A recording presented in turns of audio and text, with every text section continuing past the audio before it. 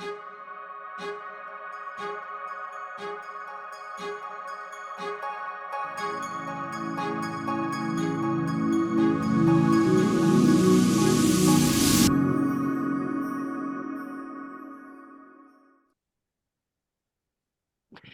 hello and welcome to the Dharma.life podcast. I'm your host, Aloise.life, and today I have with me another past Dharma student, a wonderful woman called Alison Dobell, who's living in the south of France, who is a somatic coach, and she runs a business called sensitivespirit.com, where she works with sensitive individuals, sensitive souls, with under the guise of CBT, Reiki, EFT, and soul retrieval, lots of shamanic type work. So, Alison, you're a very talented lady. Thank you so much for coming on the Dharma.life podcast. No, you're welcome. It's lovely to see you again, Aloise.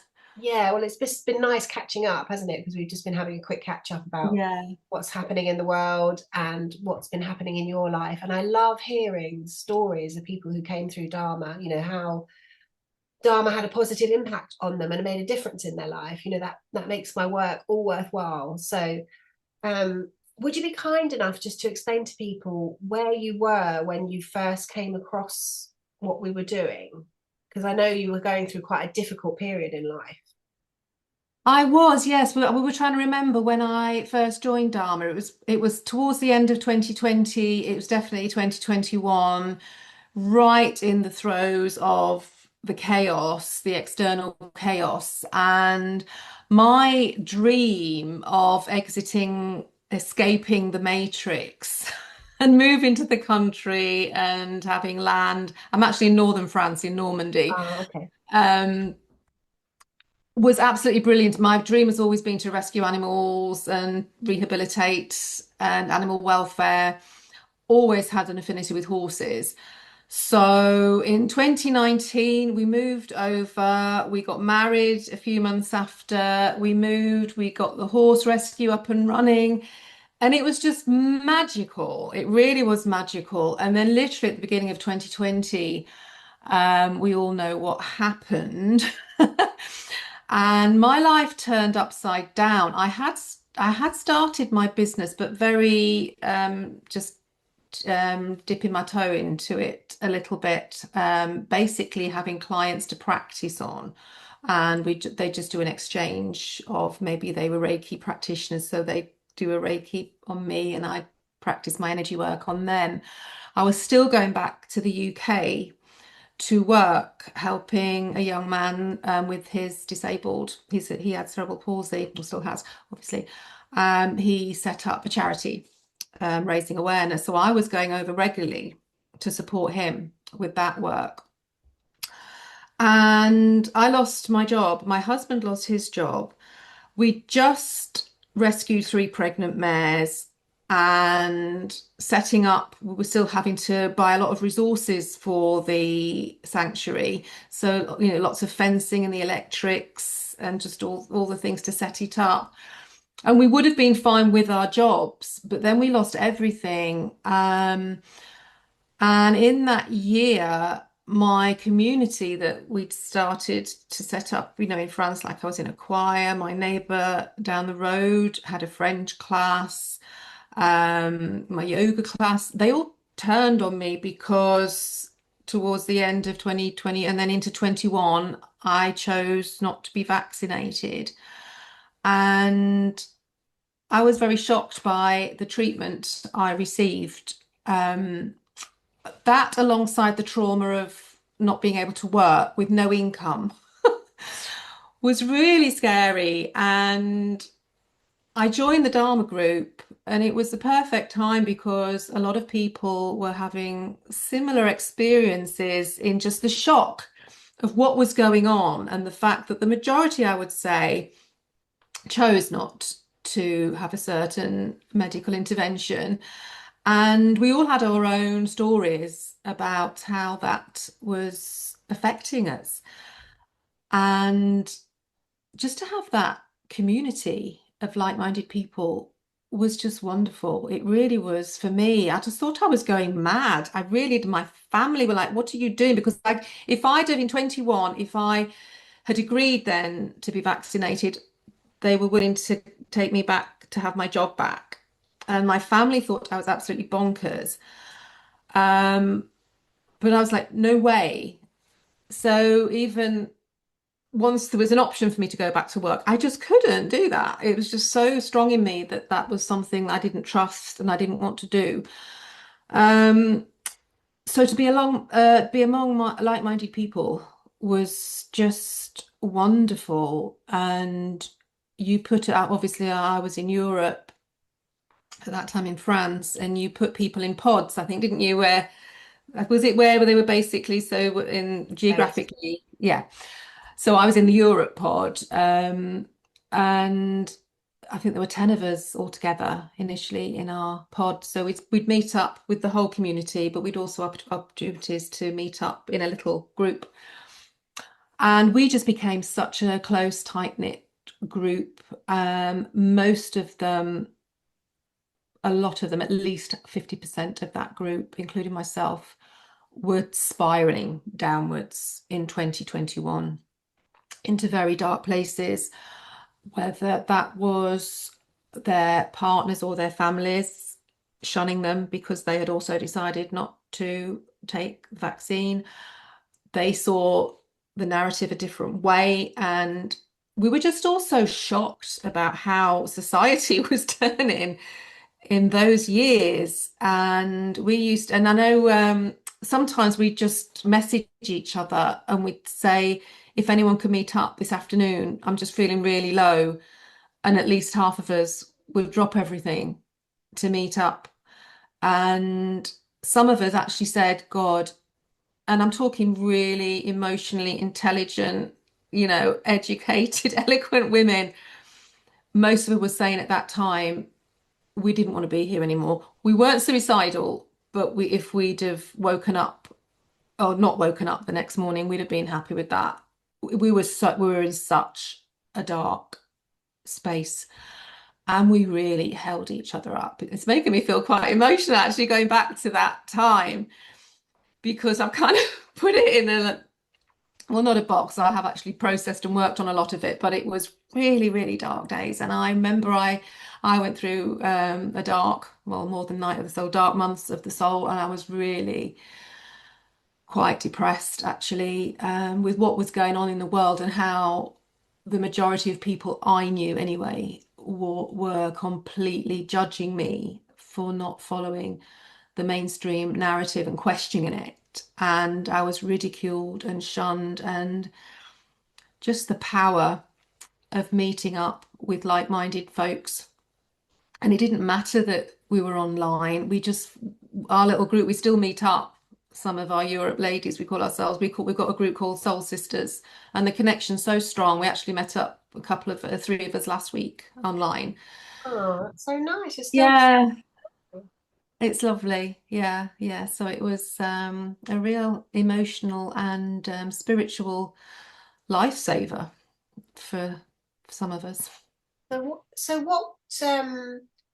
what did you really, so obviously the community sounds like it was a really big plus for you for the academy. What would you say to somebody who's thinking of coming into the academy who maybe is not sure what to expect? How would you describe it? I think what's good about the academy is quite a mix of things. You were very good at structuring it. It was very structured. We knew what it was going to be, but there was also opportunities to talk about any issues we had as well. But you did do quite a lot of teaching as well, didn't you? Which I found really interesting. So it was a mixture. It was a community aspect plus learning and, like, for example, using the pendulum and different courses that you put on. It was very information based as well. So it was quite a variety if you're on the spiritual path.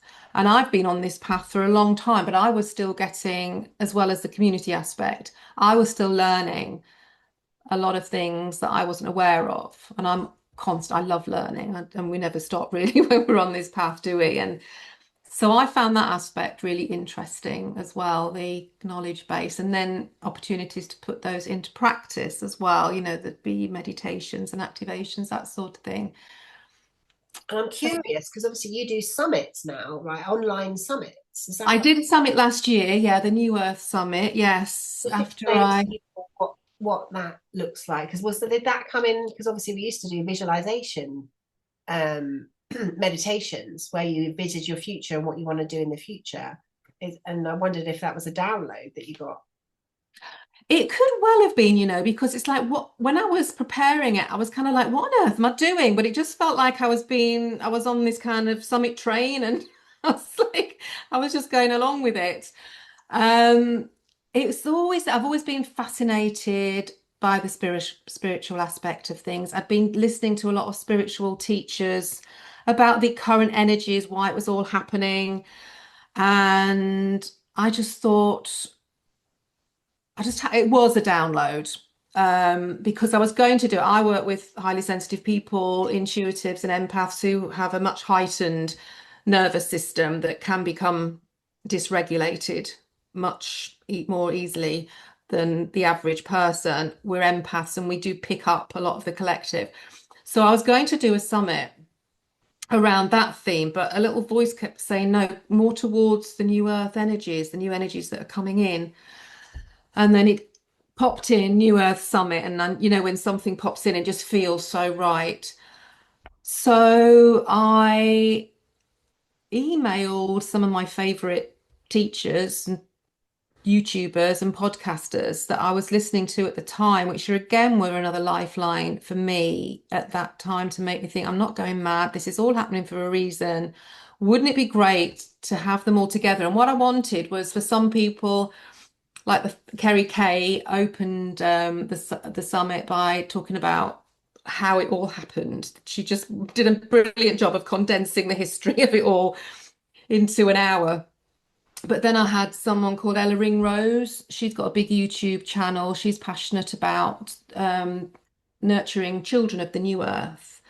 I interviewed Laurie Spanier about animals' role, Catherine Edwards about how our own mental state and visualizations can, it was all like themes. So each interview was on a different theme. Blossom Goodchild about how she channels the Federation of Light, the galactic perspective. And it was just my thing. I'm just passionate about it. I'm one of those, I need to kind of make sense of why things are happening Mm. and interviewing all these amazing speakers and And, asking them the and what questions that I was passionate about and wanted to know answers to. It was like a dream come true for me. Yeah, I can imagine. And I think we are going through a difficult period at the moment. And I think, it started with COVID and obviously the breakdown of the old systems.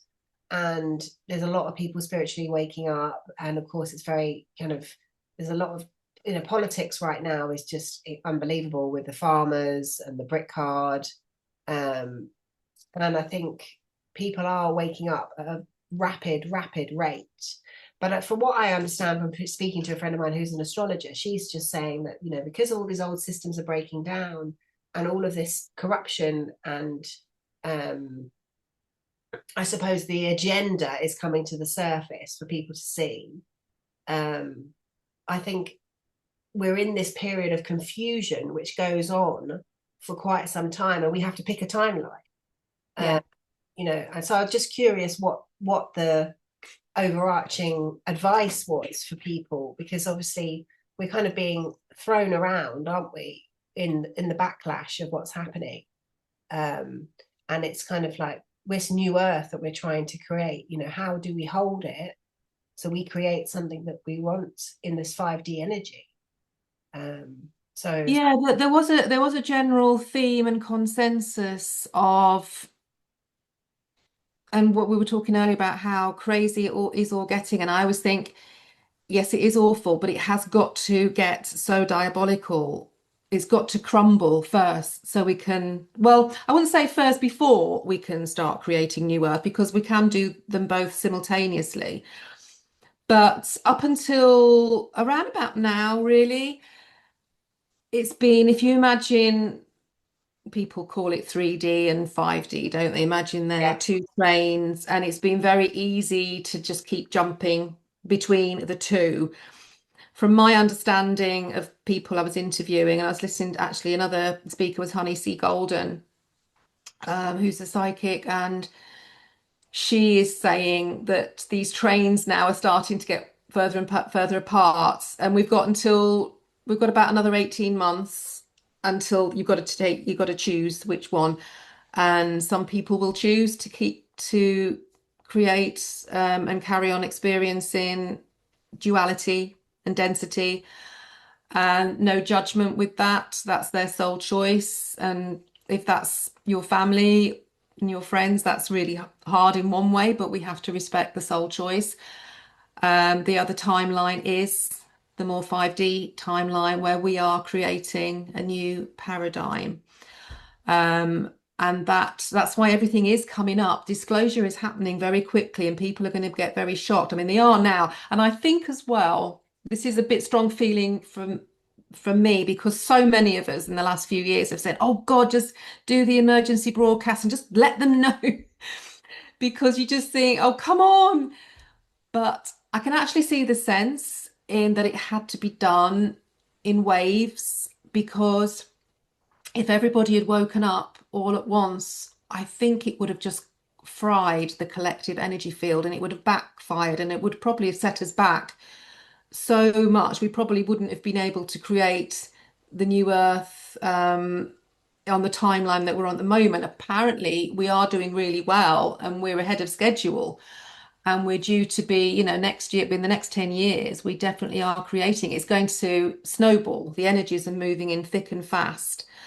But in turn, going back to your question, it does seem to be there will be two timelines, and our souls will have chosen which timeline we want to go on. I would have thought people listening to this would have chosen the 5D timeline. But as I was saying earlier, we have to create it as well. The energies are coming in. It's almost like I get kind of visuals pop in my head. I've just got one of like a flat pack, that's been delivered. We've got it, but we've got to put it together. We've got the basics there, but we have to build it. Mm. And we are in this transition period at the moment, almost with a foot in two worlds, really. And it is at the moment, we are witnessing one world crumbling, and we can make that choice to not get involved, actually stand back and observe and hold space while we create new energies, the new energy, the new earth experience. But we have to do it. And I feel people who've already been on this journey, on this path for a while, have done quite a lot of inner work. Obviously, it's ongoing, it never stops, but we have more awareness maybe of what's going on. Our responsibility now is to sort of be the bridge, if you like, to hold that anchor in that energy and hold those higher frequencies, so that people who do want to come to the new earth energies, we can be a bit of a guiding light to help them, and also support people who don't. I'm going to be honest about my family. I'd be very surprised if they did. They are so embedded into the matrix narrative and agree with mostly what's going on, that maybe their soul's contracted to carry on that experience. And I've got to respect that, even though that's going to be very difficult. Whether people talk about there's literally going to be another Earth, I don't know. Some people talk about it as a frequency. That I can't answer. I think it's timelines. So basically, it's the timeline that you are creating, whether you want to stay on the 3D timeline or whether you want to do your soul work and basically do your Yeah. purpose work. And if you do your purpose work, you're on your 5D timeline, you're on a higher timeline. That's the way I look at it, the difference between the two. If you're staying in your crappy 3D job and you're unhappy, but you're in the matrix and you kind of go on holiday 3 times a year, then you're going to Yeah. stay in that energy. Whereas if you decide to do your purpose and really create your life, that's what we did in Dharma, wasn't it? We Yeah. really visualizing our futures, and then manifesting those futures. And you're then on a higher timeline, you're a higher vibration, you're a higher frequency, because you're basically doing your Dharma. Yeah, and I agree with that exactly. And not keep being pulled back into the fear vibration, which is what really the old matrix is based on. It's based on fear of, or staying in that job, even though it's killing your spirit, but need to pay the mortgage. And I get all that because I was there for a long, long time. It's a really difficult place to be in, but actually trusting that if you do, follow your true path on whatever's calling you deep inside, and everybody has got a purpose to be here. There's something that their souls come here to do, your Dharma. I think it's Um, difficult as well, isn't it? Because like you described, if you're on the spiritual path, it's not always roses and light. You have to go through the dark night of the soul. you You have do. to go through these kind of ego breaking down. um you have to do the work, the inner child work, the shadow work. And unfortunately, like when you described when you came into Dharma, you needed support and you needed a community. Like, where are you now? Are you glad you stayed on this path? Like, Oh, absolutely. Yeah. I mean, for me, it wasn't even a choice. Once I was on it, that was definitely where I had to be. And in fact, whenever I've done something that it's more, if you like, 3D, it never works. The blocks always come up. I'm not meant to do it. And a new client will suddenly pop in from nowhere. If I suddenly feel a bit, if it doesn't so much now, but a couple of years ago, if that poverty consciousness program kicks in, and I think, oh gosh, I'm going to go back. I don't care if it's minimum wage. I need to make sure I'm always blocked from that. And like I said, something new, as long as I keep myself out of the fear vibration, that's where the energy work for me is so crucial. If I slip up on that, not I'm completely rigid every single day, but most days I'll try and do something to keep my nervous system regulated, to feel safe, because it is, if you buy into what's going on, it's really scary, and our inner child needs a lot of reassurance about what's going on at the moment, because if you're looking at the external, it's a scary place. But one of the biggest things I've learned over the last few years, it's actually nothing about what's going on outside. It's an inside job, and it's so powerful. The work we do on ourselves, how that ripples out into the collective. So it's not about solving the outside to make yourself feel better. It's like it doesn't matter what's going on outside. It's dealing with yourself inside. And there's so many practices we can do, which you did a lot in the Dharma group, to make yourself feel centered and grounded. And I know it sounds a cliche, and I kind of used to roll my eyes at it, like, oh, for God's sake, but it's true. That is how it works. And if I keep making sure I do that work, I practice what I preach, basically, it seems to unfold as it does. And not to say it's I always say to clients, people think healing's kind of like, like that. And it's not.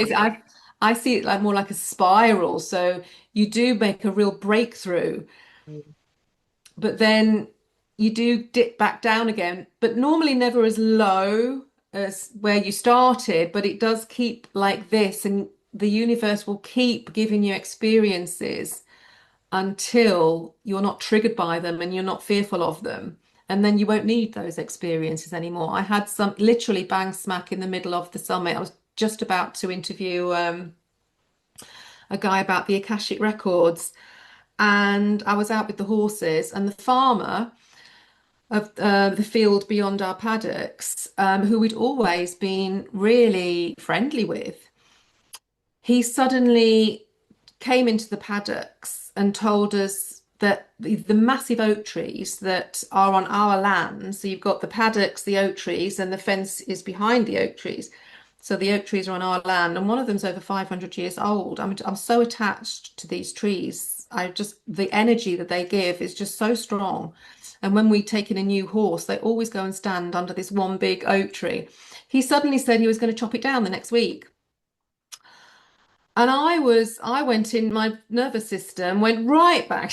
I had to do so much work on myself.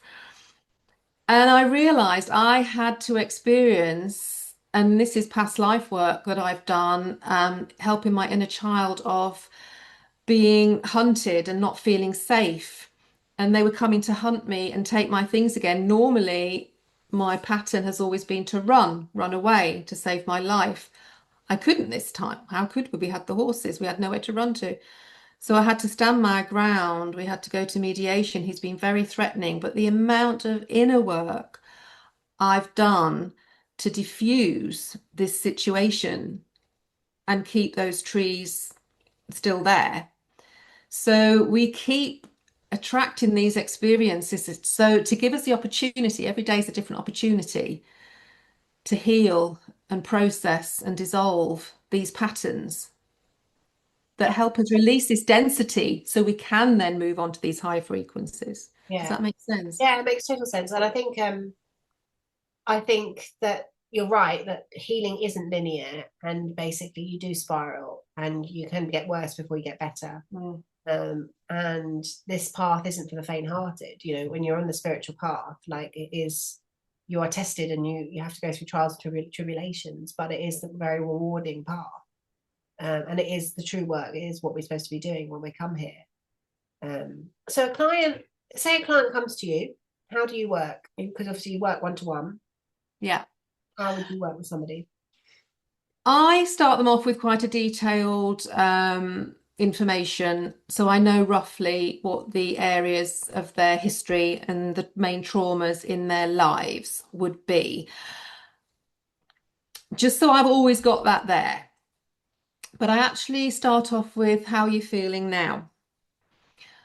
What are any triggers in your life now? And we'll just talk about it, but I would generally do some somatic work, whether it's on meridians, acupressure points, vagal nerve type exercises. So at the same time as talking about it, and this is where I found the difference when I did CBT and the difference between doing, as some people call it, energy psychology. So it's kind of talking through your problems, but while you're talking through them, you're calming your nervous system. Some clients are so distressed initially, we might do 2 or 3 sessions of just practicing helping our bodies to feel safe. We might not even go into what the issues are because they're feeling so fractured. People often say to me, I'm their last resort, when they come to people like this, energy work, they've normally gone through so many different modalities first. So for me, it's often starting off with helping people just feel safe in their bodies, in the here and the now, before we may even start to talk about what any issues are coming up. That's why now I don't do one-off unless somebody's going for an interview or something like that that's not very trauma based and needs something to help them with their nerves. That I would do as a one, or a phobia I might do say 3 sessions, but normally I would do a minimum of 15 because it's quite deep, the work that I do. It goes, or not normally what happens, we'll start talking and we'll be either tapping or doing some vagal, polyvagal work. So we're calming down the amygdala. So we're getting the body out of fight and flight so that when they're talking about what crisis they're going through or trauma, their body is calm. So it's safe. And what normally happens when you use somatic work at the same time as the talking, because we're calming down the body, it calms down our conscious mind and allows our subconscious to come on board, and it feels safe enough to bring up other things that might need clearing from the past. And that's when the inner child work or past life work, sometimes ancestral work, comes up. And I always say I never go looking for memories. So we'll talk on an issue, but if a memory does pop up, I trust that it's because it's come up to be looked at and cleared. I also, before I start any of this trauma-based work and inner child work, I would always, as the same time as teaching clients techniques about how to make their amygdala calm down, the alarm system's not constantly doo doo. I will also build up over 2 or 3 sessions, almost like a little portal, a visualization, but something they create that's their own special place that's safe and they can bring whatever they want into it. It can be a childhood place, it can be something that they've made up, but somewhere where they feel very safe. They can bring in angels, guides, it doesn't matter, lost, pets, grandparents. It's their special pet place. And we build it up. So energetically, we create this portal for them. So they've already got that place. If they become quite traumatized, we can take them back to that safe place.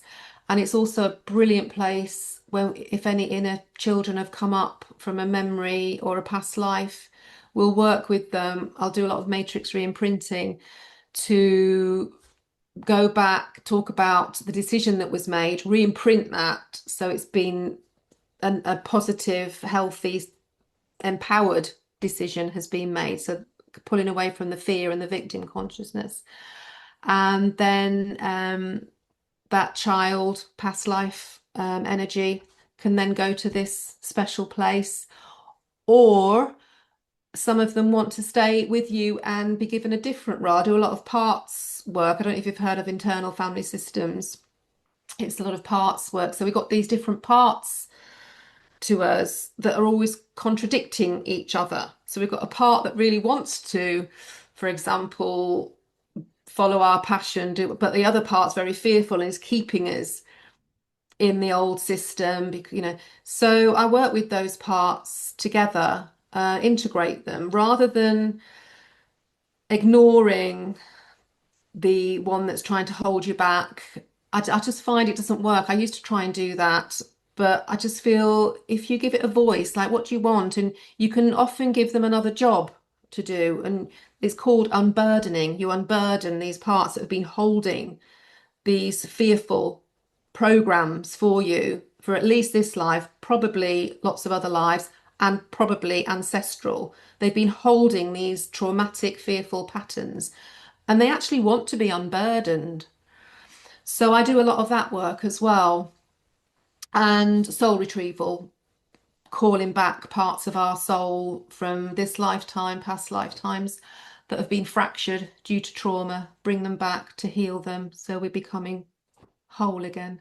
Yeah, very powerful. We used to do that in the Akashic Records. And it basically is very powerful because if you Yeah, soul where your soul isn't complete, then you're not as strong and you can't manifest and you can't pull in what you want to in life. You kind of have a trauma bonds that you need to work on. So yeah, very powerful work.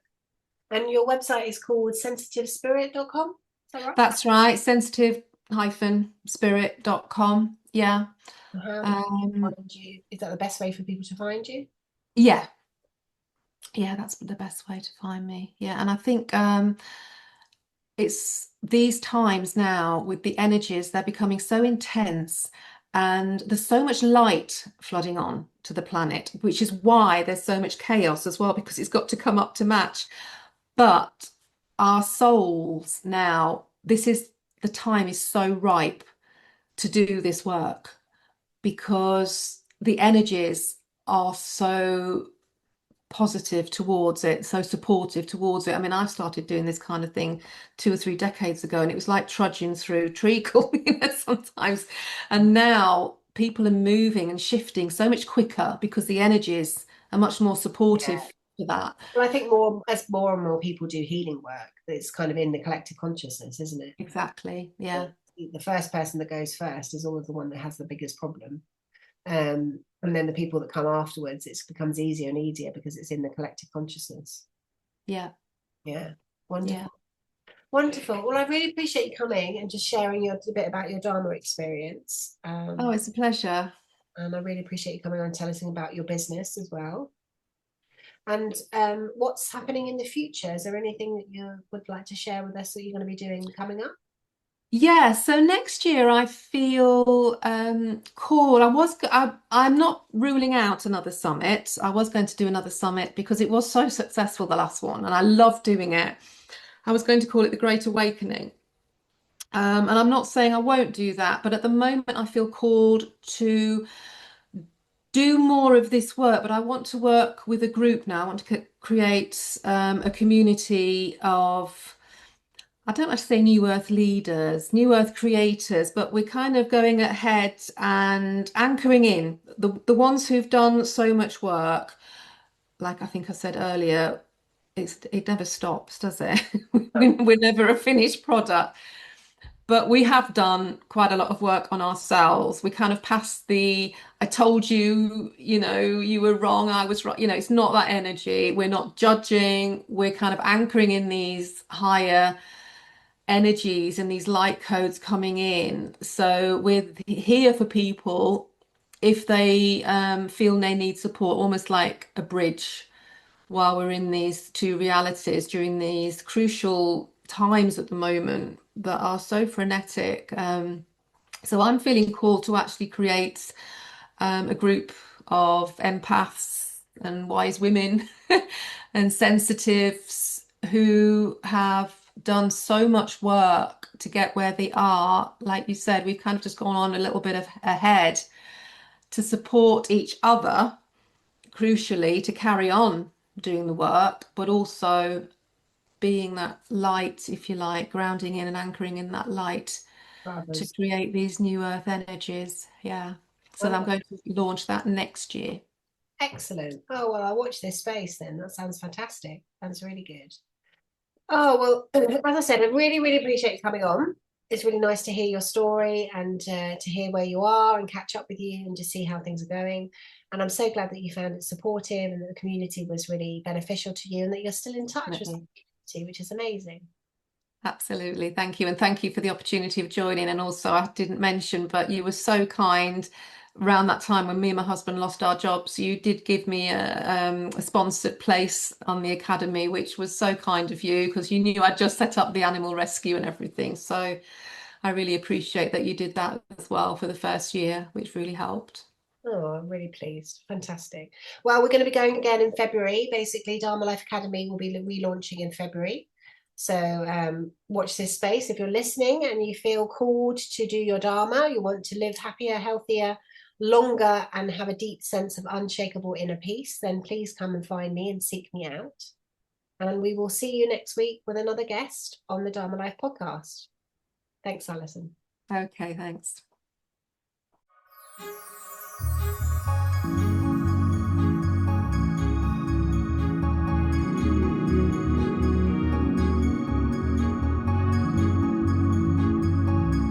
Thank you so much for listening to the Dharma Life podcast. I do hope you enjoyed this episode.